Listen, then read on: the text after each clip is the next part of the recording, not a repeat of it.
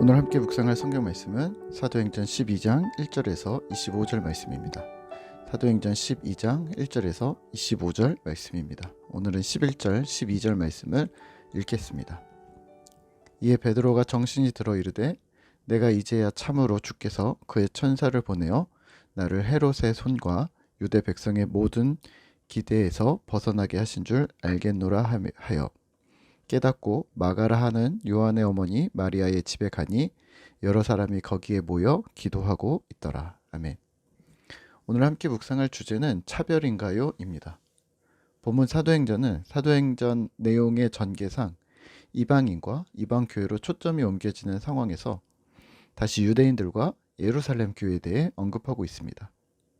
앞으로 안디옥이 세계적 선교의 중심지가 될 것이지만 본문 12장에서는 하나님의 역사가 유대 백성들 사이에서 여전히 벌어지고 있음을 보여주는 것이죠.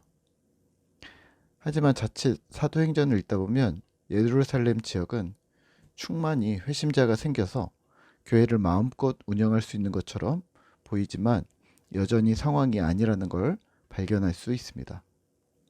예수님 돌아가신 이후 여전히 로마와 유대는 그리스도인을 박해했고 12사도들 중 처음으로 야고보 사도는 순교를 했습니다. 그리고 또 예수님 십자가 때처럼 헤롯 왕은 정치적으로 이 상황을 이용하려 했고 야고보에 이어 베드로도 죽이려 했습니다. 1절에서 3절입니다. 그때 헤롯 왕이 손을 들어 교회 중에서 몇 사람을 해하려 하여 요한의 형제 야고보를 칼로 죽이니 유대인들이 이 일을 기뻐하는 것을 보고 베드로도 잡으려 할세 때는 무교절 기간이라. 아멘. 야고보를 죽인 후 유대인들 사이에 반응이 좋았습니다. 그래서 베드로를 다음 타자로 잡아들였고 이제 곧 유월절 후에 백성들 앞에 끌어낼 계획이었습니다. 이런 긴급한 상황에 온 교회는 기도했습니다. 5절입니다. 이에 베드로는 옥에 갇혔고 교회는 그를 위하여 간절히 하나님께 기도하더라. 아멘. 그리고 기적이 일어났습니다. 6절과 7절입니다. 헤롯이 잡아내려고 하는 그 전날 밤에 베드로가 두 군인 틈에서 두 쇠사슬에 매여 누워 자는데 파수꾼들이 문 밖에서 옥을 지키더니 호련히 주의 사자가 나타나매 옥중에 광채가 빛나며 또 베드로의 옆구리를 쳐 깨워 이르되 급히 일어나라 하니 쇠사슬이 그 손에서 벗어지더라. 아멘. 때가 언제인가요? 하루 전날입니다. 헤롯이 잡아 죽이려 하는 바로 그 전날 베드로도 자신이 야고보처럼 여기서 죽겠구나라는 생각을 하던 밤에 호련히 주의 사자가 베드로를 이끌어냅니다. 옥중에 광채가 빛나며 베드로를 깨우고 쇠사슬이 풀어집니다. 그리고 천사를 따라 완전히 그곳에서 나왔습니다. 베드로는 기도하던 공동체로 돌아갔고 그들에게 안부를 전하고 다른 곳으로 떠납니다. 오늘 말씀을 묵상하며 자연스럽게 드는 의문이 있습니다. 하나님은 야고보와 베드로를 차별하신 걸까요? 야고보가 잡혔을 때는 교회가 기도하지 않았거나 혹은 지금은 기도에서 얻은 기도의 응답일까요? 누구는 살리고 누구는 내버려 두셨던 걸까요?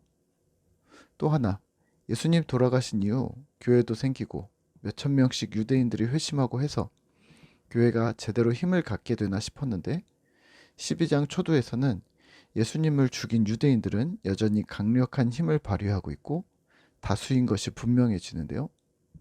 바뀐 게 없는 상황을 사도행전은 왜 묘사하고 있는 걸까요? 네, 어려운 부분입니다만 많은 유대인들이 회심했음에도 불구하고 유대인 그리스도인은 여전히 소수였습니다. 오순절 사건 이후로 3,000명, 5,000명의 회심자가 있었지만 명절 이후 이들은 각자 자신이 살던 곳으로 돌아갔을 테고 흩어진 각자의 자리에서 신자로 살게 되었는지는 잘 모르겠습니다. 또 반면에 예루살렘에 남아있는 유대인은 여전히 소수였고 교회는 여전히 로마와 유대교로부터 박해 중이었습니다. 교회는 여전히 약자였고 힘이 없었습니다. 이런 상황에 야고보는 순교했습니다. 또 극적으로 하룻밤 전에 생명을 보존한 베드로는 전적인 하나님의 도우심을 입었습니다. 여기서 하나님은 왜 요한은 순교하게 하시고 베드로는 살리신 걸까요? 지금 사도행전의 흐름을 보면 8장 이후로 이방 선교로 초점을 옮기고 있는데요. 하지만 오늘 본문은 그런 상황과 동시에 여전히 하나님이 예루살렘에서도 역사하신다는 사실을 보여주고 있습니다. 여전히 급박하고 처절한 핍박을 피해 복음을 전하는 교회는 흥왕하고 점점 세력이 불어나는 듯하지만 여전히 약했고 소수였고 비주류였습니다.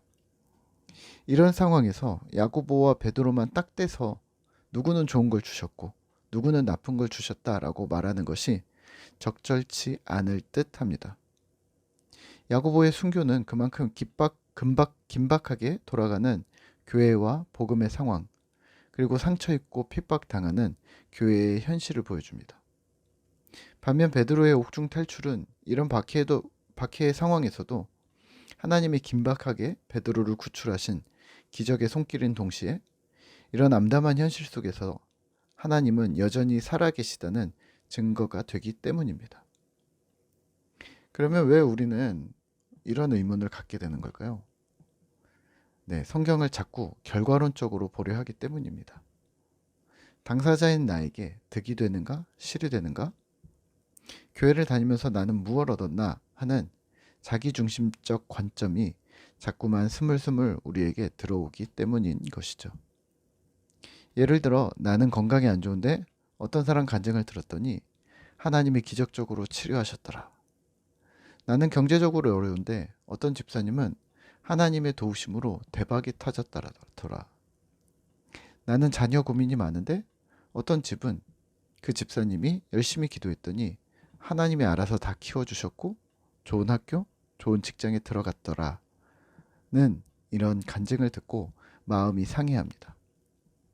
부럽기도 하고 혹시 나에게 그런 일이 하고 기대하기도 하고 또는 그들이 어떻게 기도해서 그런 해법을 얻었는지 기도의 응답이라고 부르는 그런 쾌거를 나도 얻어볼 수 있을까 하고 따라해 보기도 합니다. 죄송하지만 자기중심적 신앙일 수 있고 결과지향적인 신앙입니다. 이게 왜 문제가 되냐면 그들처럼 인생의 해법을 갖지 못한 우리는 고민하고 괴로워하면서 하나님이 살아계시지 않는가? 또는 하나님이 날 싫어하시는 것은 아닌가? 라는 의심과 괴로움, 심지어는 하나님을 떠나게 되는 이유가 되기 때문입니다. 예전에 어떤 집사님과 긴 시간 대화를 한 적이 있습니다. 결혼 후 본인이 지금까지 해온 모든 일들이 잘 안 되었습니다. 취직을 하면 정규직이 안 되고 학원을 하면 동업자들에게 밀려나고 시험을 보면 시험에서 떨어지고 도전을 하는 일마다 실패한 것이 교회 생활하면서 상처였고 결국은 저에게 이렇게 말씀하셨습니다. 목사님, 하나님은 저를 싫어하시는 것 같아요. 물론 아니죠. 절대 아니죠. 하지만 이 집사님은 자신의 상황을 돌아보시지 않는 하나님이 야속했던 듯합니다. 그래서 이렇게 표현하셨던 것이죠. 관점을 조금 바꾸면 어떨까요? 하나님은 하나님의 일을 행하신다. 하나님은 내 개인의 삶의 의미 부여보다는 나 자신에게 초점 맞춰져 있다고, 우리 자신에게 초점이 맞춰져 있다고 말입니다. 무슨 말이냐면 우리 회사에 100명의 직원이 있습니다.